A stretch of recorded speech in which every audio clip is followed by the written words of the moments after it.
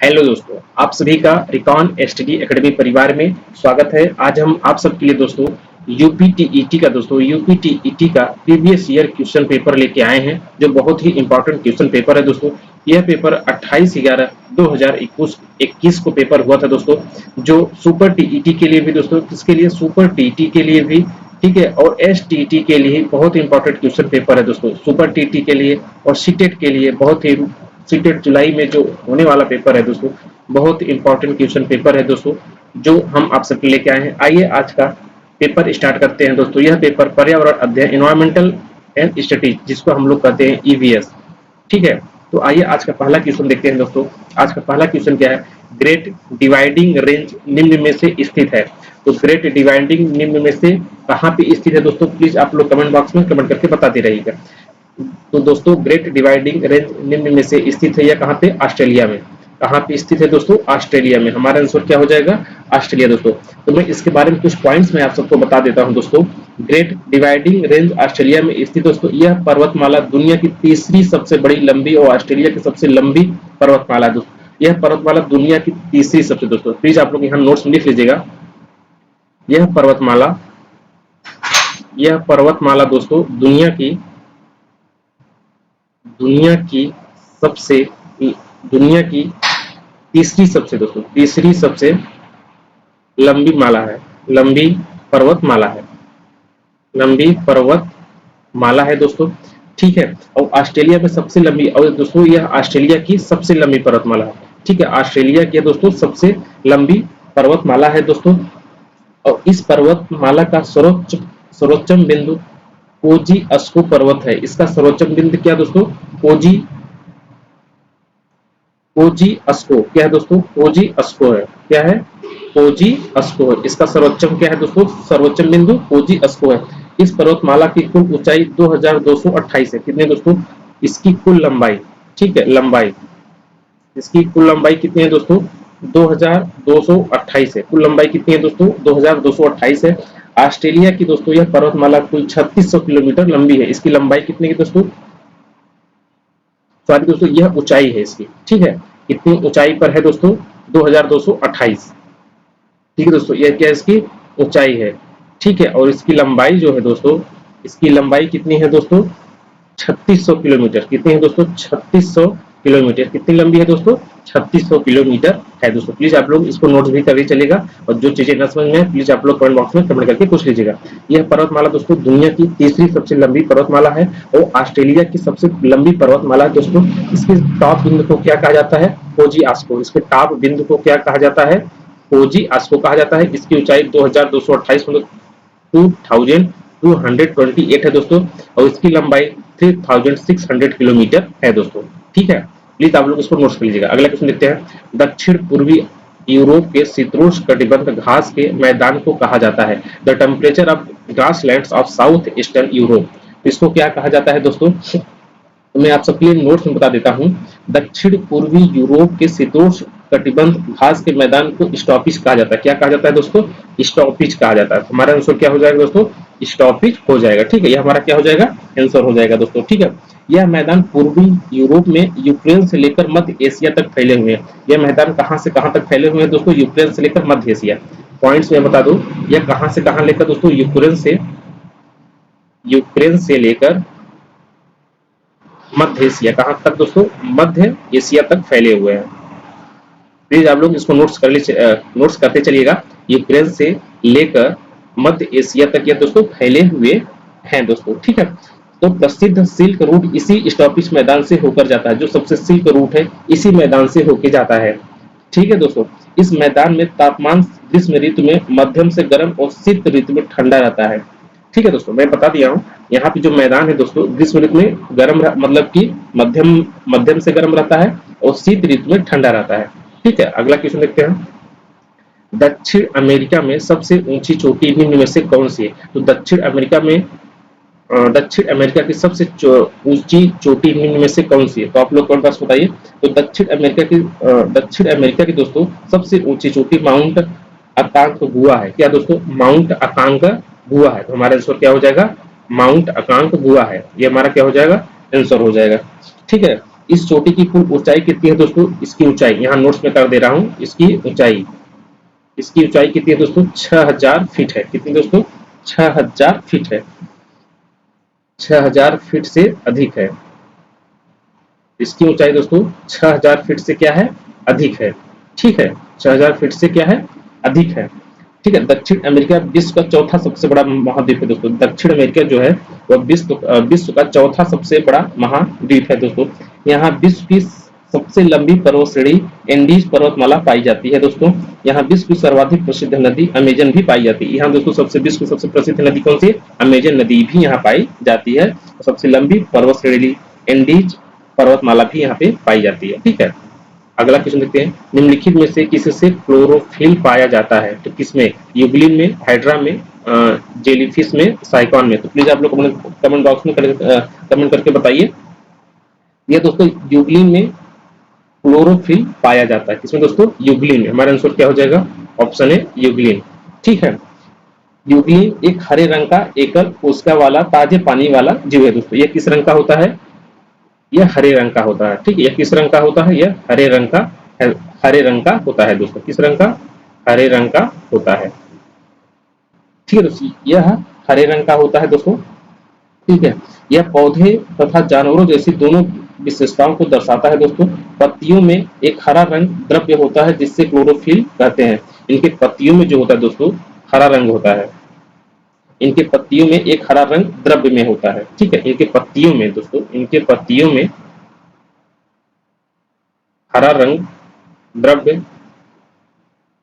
द्रव्य में होता है। द्रव्य में होता है दोस्तों, जिसे हम लोग क्या कहते हैं? जिसे हम लोग क्लोरोफिल कहते हैं। ठीक है। जिसे हम लोग क्या कहते हैं? क्लोरोफिल कहते हैं। क्या कहते हैं दोस्तों? क्लोरोफिल कहते हैं। ठीक है। अगला क्वेश्चन देखते हैं।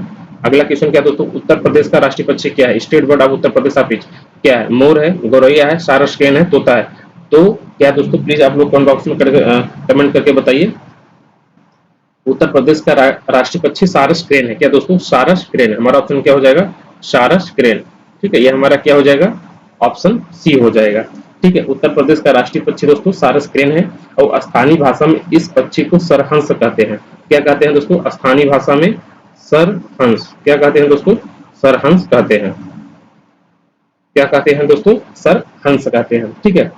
सरहंस या फिर नीलांग आदि के नाम से जाना जाता है। सरहंस या फिर नीलांग नीलांग के नाम से जाना जाता है। प्लीज आप लोग इसको नोट्स करते चलिएगा के नाम से जाना जाता है। ठीक है दोस्तों। अगला क्वेश्चन देखते हैं और इस पक्षी के बारे में और बता दो दोस्तों। इस पक्षी का जीव विज्ञान नाम ग्रस एंटीगोन है। जो जीव विज्ञान के नाम से कहा जाता है इस पक्षी को ग्रस एंटीगोन कहा जाता है। ठीक है। इस राज्य पर दोस्तों उत्तर प्रदेश द्वारा ₹1 का डाक टिकट भी जारी किया गया। इनके सारस क्रेन के नाम पे ₹1 का उत्तर प्रदेश सरकार ने डाक टिकट भी जारी किया है। यह पक्षी दुनिया का सबसे लंबा उड़ने वाला पक्षी है। ठीक है दोस्तों। अगला क्वेश्चन देखते हैं। निम्नलिखित में से कौन सा हार्मोन रक्त में कैल्शियम के स्तर को नियंत्रित करता है? तो कौन सा हार्मोन दोस्तों आप लोग बताइए प्लीज इसको। तो कैल्सिटोनिन हार्मोन रक्त में कैल्शियम के स्तर को नियंत्रित करता है। कौन सी दोस्तों? कैल्सिटोनिन। कौन सी दोस्तों? कैल्सिटोनिन। ठीक है दोस्तों। कौन सा करता है? कैल्सिटोनिन। पैराथाइमिन।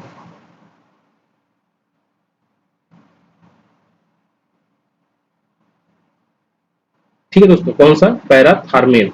दोस्तों मैं बता दूं एक चीज, यह पैराथायराइड। कौन दोस्तों? पैराथायराइड जो होता है, पैराथायराइड हार्मोन की क्रिया का विरोध करते हुए दोस्तों रक्त में कैल्शियम और फास्फेट के स्तर को नियंत्रित करने में मदद करता है। तो कौन सा हो जाएगा दोस्तों? पैराथार्मेन हो जाएगा हमारा आंसर। ठीक है दोस्तों। अगला क्वेश्चन देखते हैं। ओजोन परत की मोटाई पाई जाती है। ओजोन परत कितनी मोटाई है दोस्तों? ओजोन परत की मोटाई डासबन इकाई में मापी जाती है। इसकी जो इकाई दोस्तों किसमें मापी जाती है? डासबन इकाई में मापी जाती है। ठीक है दोस्तों। ओजोन परत की मोटाई किसमें नापी जाती है? यहाँ पे प्लीज आप लोग नोट्स करके लिख लीजिएगा। डासबन इकाई में नापी जाती है दोस्तों। इस परत की मोटाई मापने के लिए स्पेक्ट्रोफोटोमीटर किस यंत्र का जरूरत पड़ती है दोस्तों? Spectro photometer, photometer, spectro photometer. ठीक है दोस्तों, स्पेक्ट्रो फोटोमीटर, यहाँ पे किसकी जरूरत पड़ती है दोस्तों?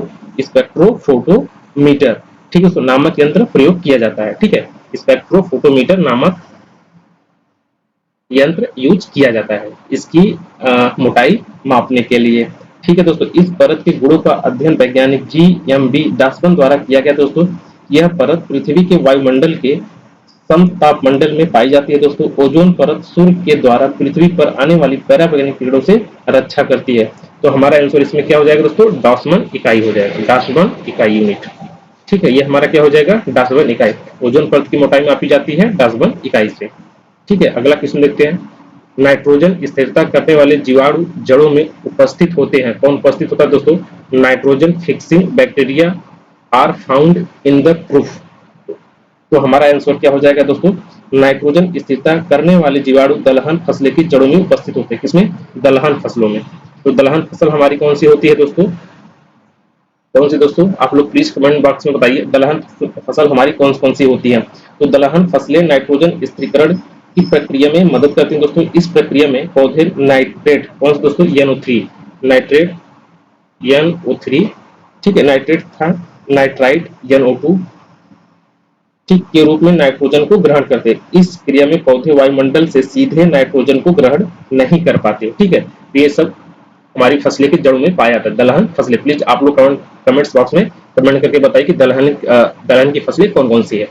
ठीक है, अगला क्वेश्चन देखते हैं। खाने योग्य कवक कौन सा है? तो खाने योग्य कवक कौन सा है दोस्तों? प्लीज आप लोग कमेंट बॉक्स में बताइए, बताइए।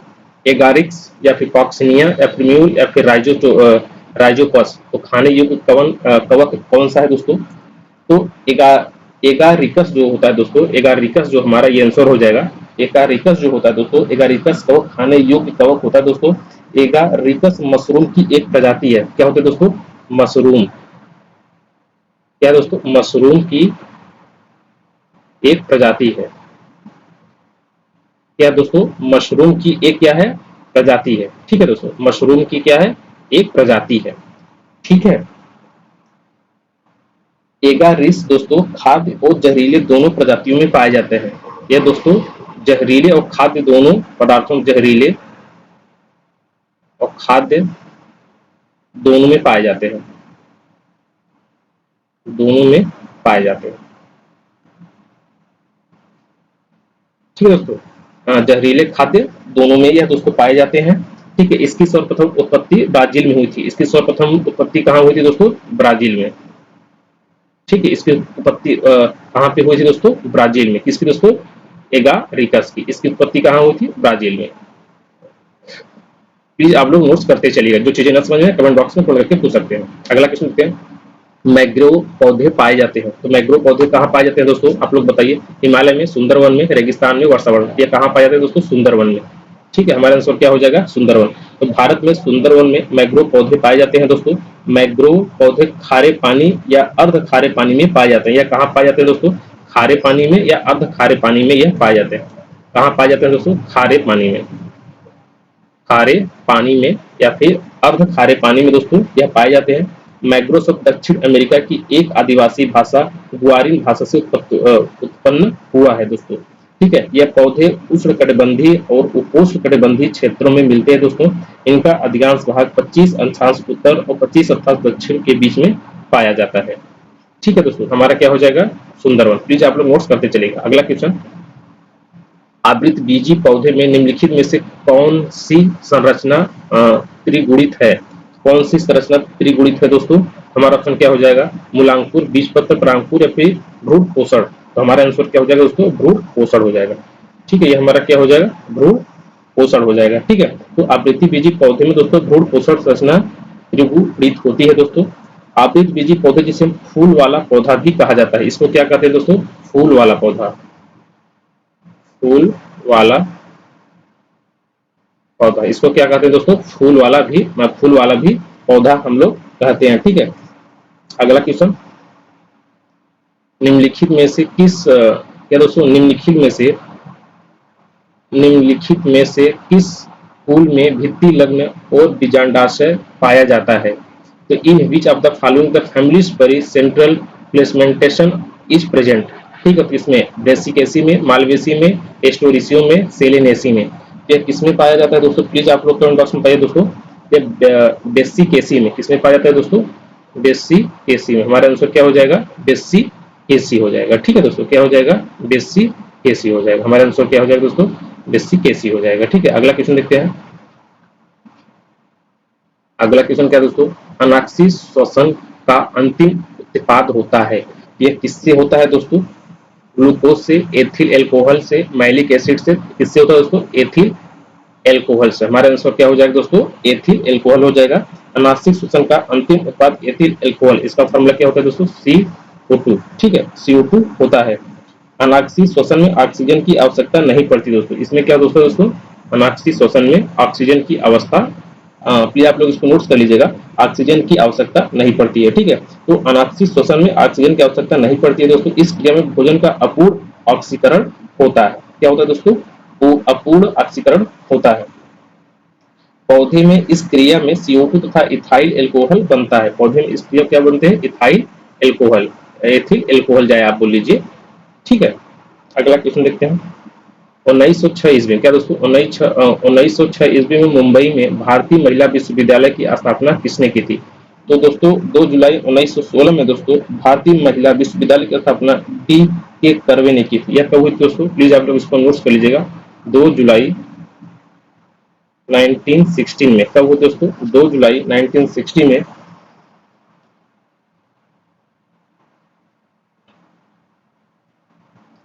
D.K. कर्वे, किसने दोस्तों? D.K. कर्वे ने किया था। ऑप्शन हमारा भी D.K. कर्वे। किसने की दोस्तों? Doctor D.K. कर्वे ने की थी। घोड़ो केशव कर्वे, जिन्हें महर्षि कर्वे के नाम से भी जाना जाता है, इन्हें दोस्तों किस किस नाम से जाना जाता है? एक घोड़ो केशव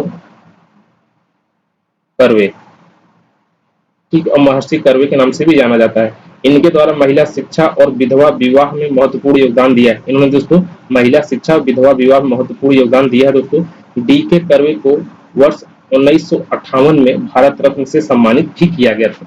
इनको दोस्तों भारत रत्न भी दिया गया है। भारत रत्न, इनको भारत रत्न कब दिया गया दोस्तों? 1958 में इनको भारत रत्न भी दिया गया है। Doctor D.K. कर्वे को कब? 1958 में इनको भारत रत्न भी दिया गया है।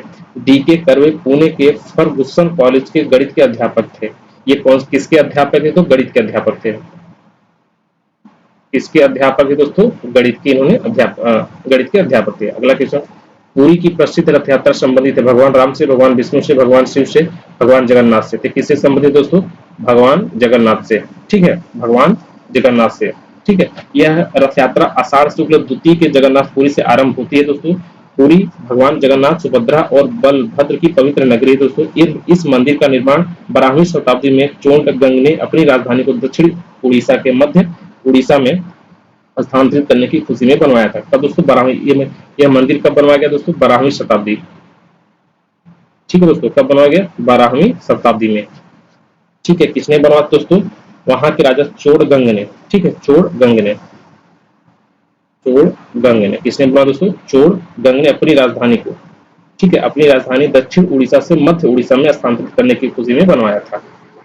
वहां के दोस्तों ये राजा थे चोड़गंग, जो भगवान जगन्नाथपुरी का मंदिर बनवाया था अपनी राजधानी दक्षिण उड़ीसा से मध्य उड़ीसा में करने की खुशी में बनवाया था। अगला क्वेश्चन देखते हैं दोस्तों, नासिक में कुंभ मेला किस नदी के तट पर लगता है? तो शिप्रा, नर्मदा, गोदावरी, ताप्ती, ये किस नदी में लगता है दोस्तों? प्लीज आप लोग कमेंट बॉक्स में कमेंट करके बताइए। तो नासिक में कौन सी नदी बहती है दोस्तों? गोदावरी। कौन सी नदी दोस्तों? गोदावरी।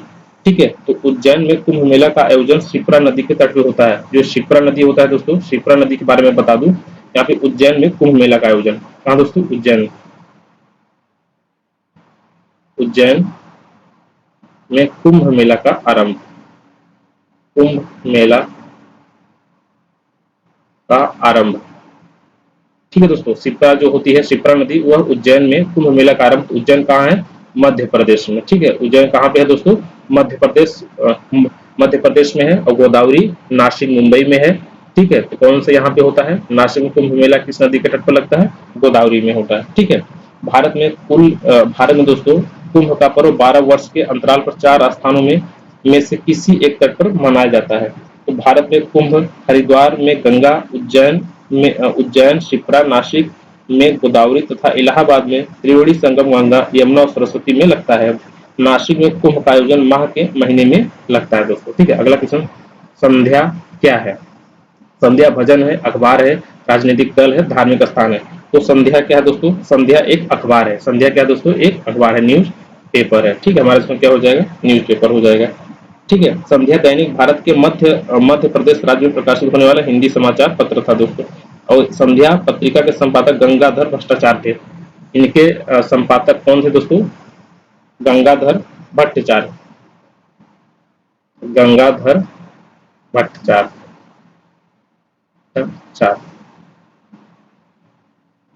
ठीक है दोस्तों, कौन थे? गंगाधर भट्टाचार्य, इनके क्या थे? संपादक। ठीक है, संपादक थे। अगला क्वेश्चन देखते हैं। प्लीज आप लोग इसको नोट्स करते चलिएगा, जो चीजें न समझ में आप लोग कमेंट बॉक्स में कमेंट करके पूछ सकते हैं। उत्तर प्रदेश राज्य विधान परिषद में कुल सदस्य की संख्या कितनी होती है दोस्तों? तो उत्तर प्रदेश में विधान परिषद में कुल सदस्यों की संख्या कितनी है? 100। कितनी है दोस्तों? 100 मेंबर। ठीक है दोस्तों, अगला क्वेश्चन, भारतीय ध्वज संहिता कब से प्रभावी हुई? भारतीय ध्वज संहिता कब से प्रभावी हुई दोस्तों? प्लीज आप लोग कमेंट बॉक्स में बताइए। भारतीय ध्वज संहिता 26 जनवरी 2002 से। कब दोस्तों? 26 जनवरी 2002 से। कब से दोस्तों? 26 जनवरी 2002 से। हमारा ऑप्शन क्या हो जाएगा? ऑप्शन हमारा बी हो जाएगा। तो भारतीय ध्वज संहिता में भारतीय ध्वज को फहराने व प्रयोग करने के बारे में निर्देश दिया गया है। ठीक है दोस्तों, अगला क्वेश्चन, जन गण मन की हिंदी संस्करण को संविधान सभा ने भारतीय के राष्ट्रगान के रूप में कब मनाया दोस्तों? कब मनाया था दोस्तों? 24 जनवरी 1950 को। 24 जनवरी 1950 को, 24 जनवरी 1950। हमारा ऑप्शन क्या हो जाएगा? ऑप्शन हमारा ए हो जाएगा। ठीक है दोस्तों, तो जनगण मन भारत का राष्ट्रगान दोस्तों, जिसे रविंद्रनाथ टैगोर द्वारा लिखा गया। ये किसके द्वारा लिखा गया दोस्तों? रविंद्रनाथ टैगोर। ठीक है, रविंद्रनाथ टैगोर। ये किसके द्वारा लिखा गया दोस्तों? रविंद्रनाथ टैगोर के द्वारा लिखा गया है। इसको हम लोग राष्ट्रीय गान भी कहते हैं अपने देश का। ठीक है, और इसका गाने का दोस्तों अपने राष्ट्रगान को गाने का कितने सेकंड का समय है? 52 सेकंड।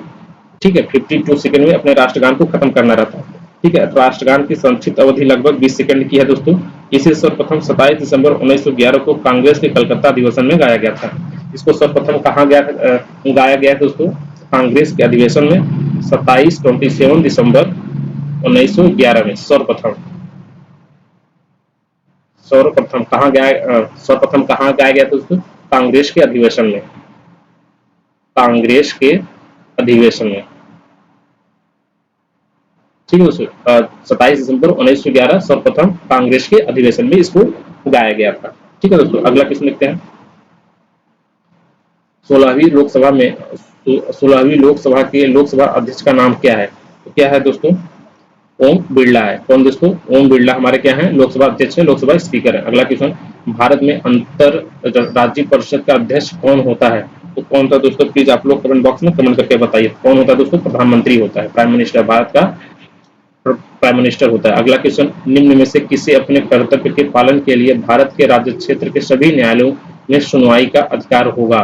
तो किसे होगा दोस्तों? प्लीज आप लोग कमेंट बॉक्स में कमेंट करके बताइए किसे होगा? भारत का नियंत्रक महालेखा को दोस्तों नहीं होगा, लोकसभा के अध्यक्ष को नहीं होगा, भारत के महानवादी attorney of general of India. तो हमारा ऑप्शन क्या हो जाएगा? ऑप्शन हमारा सी हो जाएगा। ठीक है, भारत के वर्तमान महानवादी कौन है दोस्तों? वेणुगोपाल। ठीक है, वर्तमान महानवादी कौन है दोस्तों? वेणुगोपाल है, वेणुगोपाल है। ठीक है, अटॉर्नी ऑफ जनरल भारत के कौन है दोस्तों? वेणुगोपाल है। ठीक है, और महानवादी की नियुक्ति भारत के राष्ट्रपति के द्वारा। इनकी नियुक्ति कौन करता है दोस्तों? भारत का राष्ट्रपति। भारत का राष्ट्रपति करता है। ठीक है, भारत का राष्ट्रपति इनकी नियुक्ति करता है। ठीक है, इनकी नियुक्ति कौन करता है दोस्तों? भारत का राष्ट्रपति करता है। अगला क्वेश्चन, यह जिला जहां गंगा नदी उत्तर प्रदेश राज्य में प्रवेश करती है, वह जिला जहां गंगा नदी उत्तर प्रदेश राज्य में प्रवेश करती है। मेरठ, बुलंदशहर, मथुरा, बिजनौर। प्लीज आप लोग कमेंट बॉक्स में जल्दी करके बताइए पहला जिला कौन पड़ता है दोस्तों? बिजनौर पड़ेगा। ठीक है, हमारा आंसर क्या हो जाएगा दोस्तों? बिजनौर। ठीक है, हमारा आंसर क्या हो जाएगा दोस्तों? बिजनौर। ठीक है, यह नदी दोस्तों उत्तराखंड के उत्तरकाशी जिले में गौमुख के पास गंगोत्री ग्लेशियर से निकलती है दोस्तों। यहाँ इसे भागीरथी के नाम से जाना जाता है। इसको उत्तराखंड में किस नाम से जाना जाता है? भागीरथी। भारत में गंगा नदी की कुल लंबाई 2525 किलोमीटर है। भारत में कुल लंबाई इसकी कितनी है दोस्तों? 2525 किलोमीटर। ठीक है, 2525 किलोमीटर। ठीक है दोस्तों, और यह गंगा नदी कहाँ जाके मतलब मिल जाती है दोस्तों? बंगाल की खाड़ी में मिल जाती है। ठीक है, अगला क्वेश्चन, निम्नलिखित नदियों में से कौन सी यमुना नदी की सहायक नदी है? तो कौन सी नदी दोस्तों? आप लोग बताइए। गंडक नदी। कौन सी नदी है दोस्तों? गंडक नदी। ठीक है, यमुना नदी की सहायक नदी सहायक नदी यमुना नदी की सहायक नदी नहीं है। कौन सी नदी दोस्तों? गंडक नदी सहायक नदी नहीं है। यमुना नदी की सहायक नदी कौन कौन सी दोस्तों? चंबल है, यह चंबल सहायक नदी है। ठीक है, और बेतवा है दोस्तों। नहीं, चंबल, सेंगर छोटी, सिंधु, बेतवा, बेतवा भी है दोस्तों, और केन भी है। ये तीनों क्या है दोस्तों? सहायक नदी है। सहायक नदी, ये तीनों क्या है दोस्तों? सहायक नदी है, चंबल, बेतवा और केन। ठीक है, अगला क्वेश्चन, भारत में सबसे ऊंची चोटी कौन सी है? नंदा, केवी, केटू, एटलस, कमेंट। तो कौन सी है दोस्तों? भारत की सबसे ऊंची चोटी का नाम कंचनजंगा है। क्या दोस्तों? कंचनजंगा, केटू। तो हमारा ऑप्शन क्या हो जाएगा? ऑप्शन हमारा बी हो जाएगा। ठीक है, तो कंचनजंगा की सर्वाधिक ऊंचाई दोस्तों कितनी है? इसकी ऊंचाई, सर्वाधिक ऊंचाई कितनी दोस्तों? 8586 मीटर।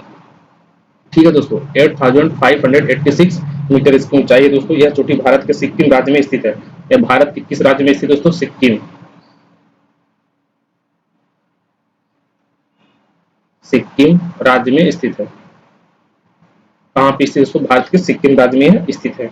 ठीक है, अगला क्वेश्चन देखते हैं, वह पठार जो ऑस्ट्रेलिया में स्थित है, वह पठार कौन सा है दोस्तों?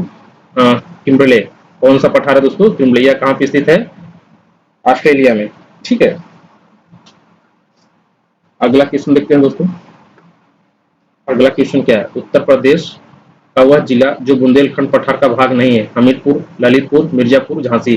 तो कौन सा नहीं है दोस्तों? उत्तर प्रदेश का मिर्जापुर जिला जो बुंदेलखंड पठार का भाग नहीं है। कौन दोस्तों? मिर्जापुर। हमारा आंसर क्या हो जाएगा दोस्तों? मिर्जापुर हो जाएगा। अगला क्वेश्चन क्या है? निम्नलिखित राज्यों में से किसे दुधवा राष्ट्रीय उद्यान स्थित है? कौन कौन सा राष्ट्रीय उद्यान स्थित दोस्तों? निम्नलिखित राज्यों में से किसमें दुधवा राष्ट्रीय उद्यान स्थित है? तो किसमें स्थित है दोस्तों? उत्तर प्रदेश का राज्य में दुधवा राष्ट्रीय उद्यान स्थित है दोस्तों। दुधवा राष्ट्रीय उद्यान उत्तर प्रदेश के लखीमपुर खीरी जनपद में स्थित है। तो कहाँ दोस्तों? लखीमपुर खीरी में स्थित है। कहाँ पे स्थित दोस्तों? लखीमपुर खीरी। प्लीज आप लोग कमेंट बॉक्स में कमेंट करके बताइए यह कहाँ पे स्थित है। मतलब क्वेश्चन पूछा है, निम्नलिखित राज्यों में से किसमें दुधवा राष्ट्रीय उद्यान स्थित है? तो राष्ट्रीय उद्यान कहाँ पे स्थित है दोस्तों? यह उत्तर प्रदेश में। कहाँ पे स्थित है दोस्तों? उत्तर प्रदेश में। कहाँ पे स्थित है दोस्तों? उत्तर प्रदेश। तो हमारा ऑप्शन क्या हो जाएगा?